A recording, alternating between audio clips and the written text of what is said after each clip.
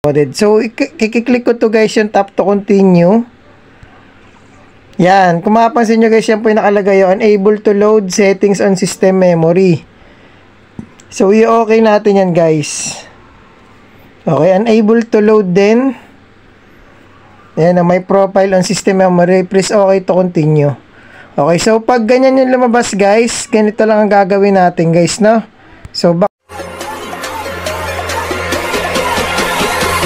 okay, let's try something different.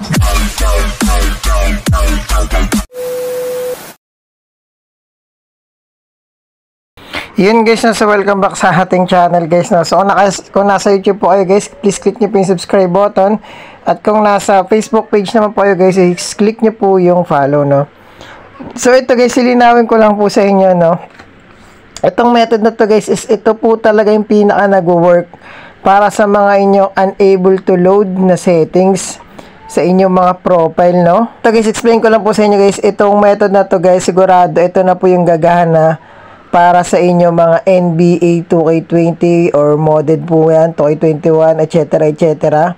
Basta panoorin nyo lang po itong mabuting video na to guys, okay? So una sa lahat guys, gusto kong malaman nyo na meron po tayo dito mga APK sa ating download. Okay?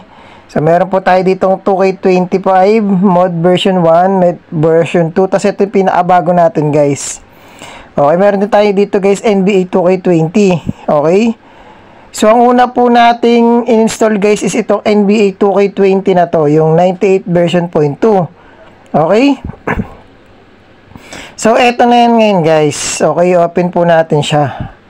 So, ito yan guys, NBA 2K20.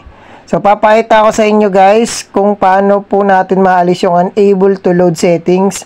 Tapos, bigla po nating ma-update itong modded na 2K25. Okay? Panoorin nyo itong mabuti guys. Okay?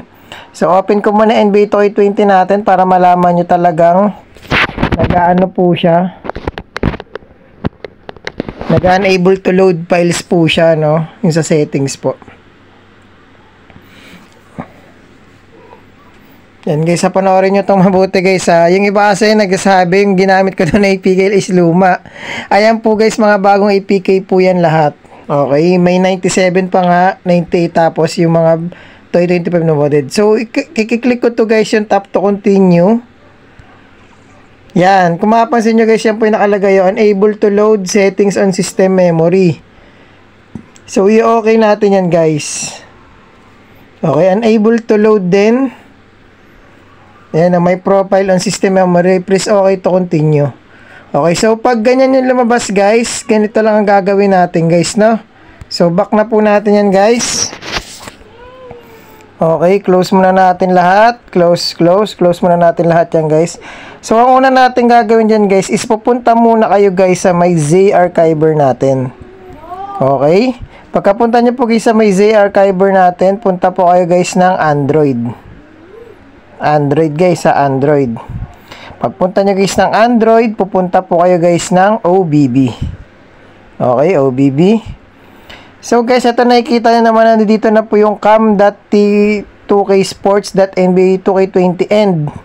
So ang gagawin nyo po dyan guys is kiklik nyo po yan, tapos kiklik nyo po yung rename. Okay, rename. Tapos lalagyan nyo lang po siya kahit anong letter sa dulo. Ako lalagay ko B. Okay, nilagyan ko lang siya guys ng letter B. Okay? Tapos click nyo guys yung okay. Once na nadagdagan nyo na ito, yung pangalan nito nadagdagan nyo na sa dulo yan ng kahit anong letter or numbers pa yan, click nyo na yung back guys. Then ang gagawin natin guys, punta po kayo guys ng NBA 2K20. So ito po yan guys, diba? NBA 2K20. Ang gagawin natin dyan guys, i-uninstall po natin yan. Okay? Click po nyo po yung app info. Then, click nyo po ito guys yung uninstall. Okay? Uninstall. Click nyo po okay. Okay, once na na-install nyo na yan guys, ito na ang mangyayari dyan guys. Okay? Punta po kayo uli guys ng Z-Archiver. Tatanggalin nyo na po to guys, yung nirename nyo, tatanggalin nyo yung letter B dyan. Click nyo uli yan guys, then click nyo yung rename. Then, tanggalin nyo yung B. Or tanggalin nyo yung kahit anong nilagay nyo sa dulo guys, okay? Pag okay na yan guys, pag end na lang yung nakalagay nyo sa dulo, click nyo na yung okay. Okay, saka tayo guys pupunta ng Z-Archiver uli. Yun lang yung back. Punta kayo uli guys sa may download. Yan. Ito nga pala guys yung version 1, version 2, tas mga NBA 2K20 na to. Lahat po guys nasa pin comment section ng video na to guys, okay? So syempre guys, ang pipili natin is itong NBA 2K25 version 6, yung HD. With AB po yan, saka Only BC. Yan naman po yung lagi kong nilalagay sa link. Sobrang bago po nito guys, okay? So click nyo po yan guys, then click nyo po yung install. Okay, just once. And click nyo po yung install guys. Yan, pag lumabas to guys, ibig sabihin okay na yan. Click nyo lang po yung more details. Then click nyo guys yung install anyway. And password lang natin. Tapos click nyo guys yung open. So okay na yan guys, malaro na natin yan.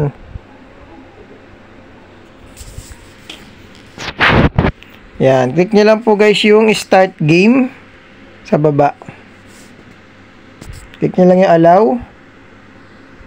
Guys, kitang-kita nyo naman po, gumana po yan guys, okay? Pag lumabas guys yung JD, gumana na yan. Okay, so sobrang legit po nito guys. Ito po yung pinakabago nating tutorial. Diyan po sa may ano nyo. Diyan po sa may unable to load settings or unable to load profile, okay? And tap to screen to continue. Yan, kung makikita nyo guys, so yan na po siya. Only BC na po yan guys. Kitang-kita nyo naman. So, punta po tayo dito sa may 2K na po natin para makita nyo na nandito may mga roster. Click natin load. Yes. O, yan guys. So, yan na po siya. Slam Dunk roster. And the streets PBA 2K24. Ayan po siya guys. Yung iba, 2K25 Summer League, 2K25 version 6 Facility Court, 2K25 version 6 Default Jersey, Paris Olympics. Ayan po yung mga ina-upload ko guys. O, diba? Sobrang legit niyan. O, 2K25 version 6 City Jersey, 2K25 version 6 Bubble Court. Okay, tapos may AA final roster din siya, NBA 2K24 din. Tapos may 2K21 din, 2K19, 2K18, 2K16. Tapos may mga MC rin po tayo dyan. Ayan po. Kompleto po yan. Lakers, Heat. Okay, so try natin to guys. Itong 2K25 na version 6 na Summer League.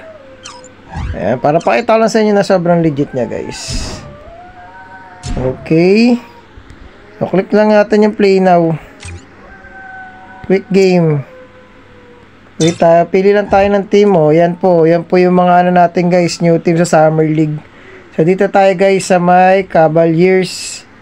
Tapos Celtics, paglabanan natin siguro yan. Sa kabila, Celtics. Yan. Pero guys, sana tayo, dito tayo sa my Cavaliers. So click natin yung play. So yun guys, so sana marami kayong natutunan ngayon guys. Pinapakita po sa inyo na yun po talaga yung nag-work na method sa ngayon. Okay? Wala kayong kailangang i-factory data reset. Okay, sobrang legit na ito guys. So yan o, diba? Gumagana po siya. O. Sobrang legit na ito guys. O, diba? Darius Garland, Donovan Mitchell. Para sa Cleveland Cavaliers. So, Jarrett Allen. Summer League eh. Caris LeVert and Evan Mobley. Diba? Napakaangas nito guys. Ito naman sa kabila, Drew Holiday, Jaylen Brown. Para sa Boston Celtics. AI Horford. Diba? Napakaangas guys. Jason Tatum, diba? Start forcing Grease.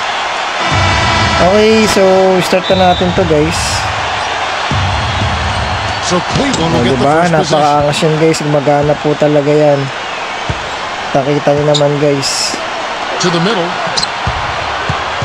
Okay. Allen up top. Pasa lang natin. Kapakitaan ko lang kayo ng crossover.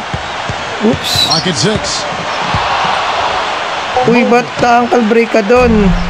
Ba't na-ankle break ka dun? Some space there after the little pump fake. Uy, sobrang solid ito guys. Back to Yung guys, nasa hanggang dito na lang po guys yung outside. ano natin na video natin at gameplay tutorial. So kung nagustuhan nyo guys, click na po yung subscribe button. Looked like there was some At kita-kits po tayo sa next na video guys. God bless po sa atin lahat. Sure enough, they have. Okay, let's try something different.